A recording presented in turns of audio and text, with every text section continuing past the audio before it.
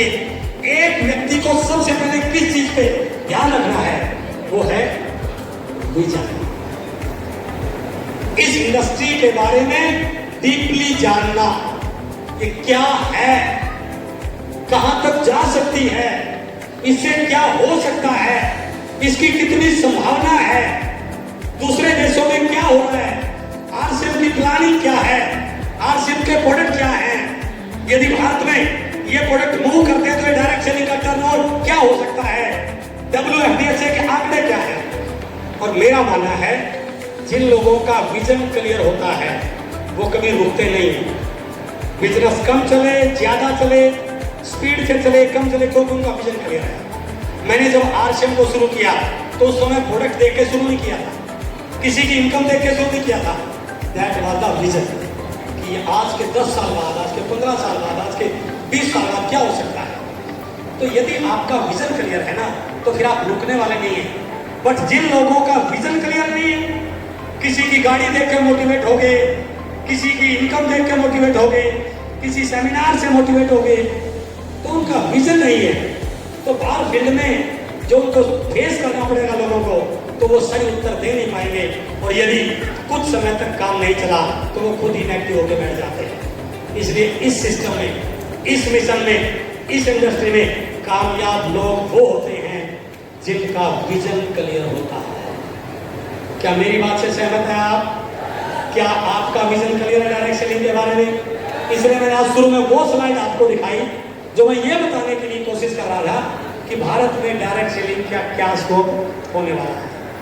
यदि आपका vision clear है, आपने काम करना शुरू किया, नेटवर्क बनाया, टीम बनाई, रिटेलिंग करना शुरू की, टीम बनी, अब आरसीएम ग्रोथ के मॉडल में काम कर रहा है, तो दूसरा काम है अपने आप को ग्रोथ में लेके आना।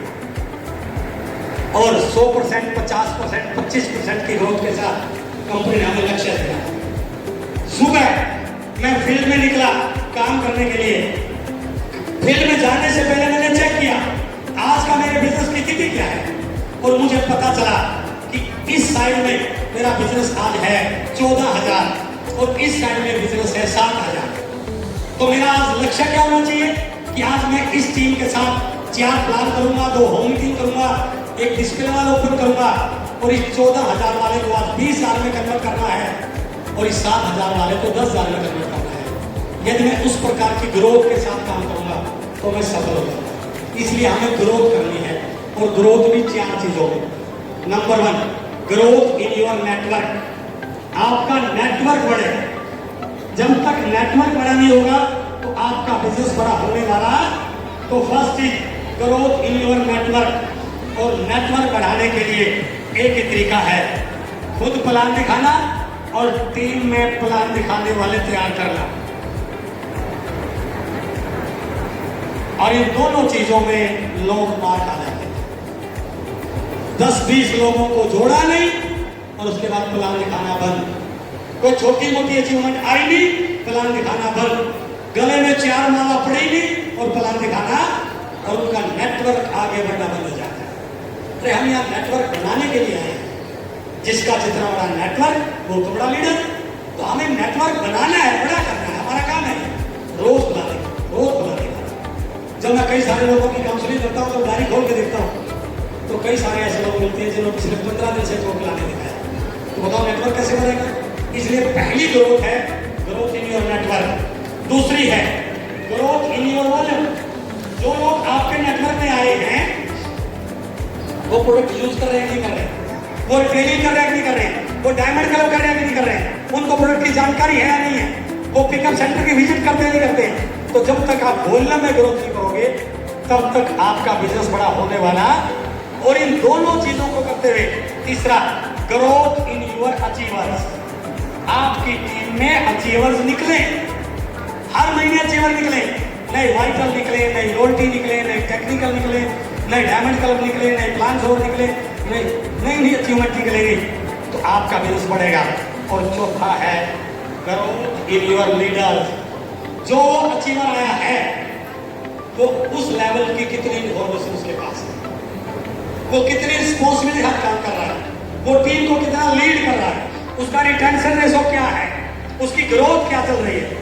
तो यदि हम इन 4 चीजों को सही ढंग से कर लें तो हमारे बिजनेस की ग्रोथ जो टीसी सर ने दिया है हमें फार्मूला 100, 50, 25 की हो सकती है।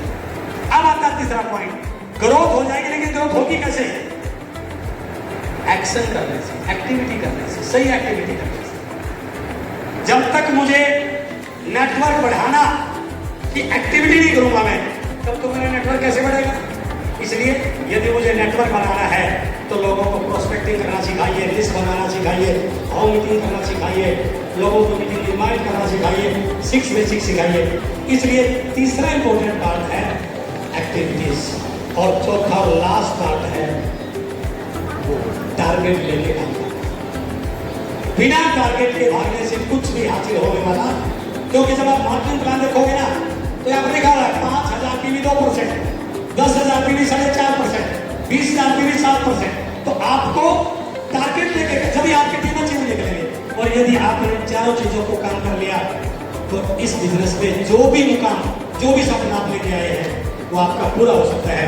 और उसके लिए एक ही लाइन में कहना चाहूंगा, सीखिए, निखरिए और आगे बढ़िए।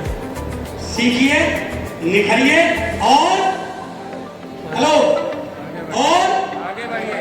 और आगे बढ़ने के लिए 2 चीजें, सीखना है और बहुत सारे लोग यही गलती करते हैं। मैंने शुरू में 3 लाइन बोली थी कि मैं पहले दिन से समझ चुका था कि यदि इस इंडस्ट्री को नहीं सीख पाया तो फेल हो जाऊंगा, और सीख लिया तो कामयाब हो जाऊंगा। सीखना है, सीखने के लिए रोज सुबह गुरुकुल का सेशन, आदरणीय टीसी सर रोज हमें सुबह सिखाते हैं कि हमें कैसे काम करना है, किस तरीके से काम करना है, सेहत मित्र पर कैसे काम करना है, सेहत लाभार्थी कैसे बनाने हैं, हेल्थ चेकअप कैसे लगाने हैं, वाइज क्या है, न्यूट्रिशन क्या है, मधु संयोजन क्या कर सकता है, आरसेल का क्या विजन है। तो हमें रोज सुबह इस सेशन को अटेंड करना चाहिए और अपनी टीम को इस सेशन से कनेक्ट करना चाहिए।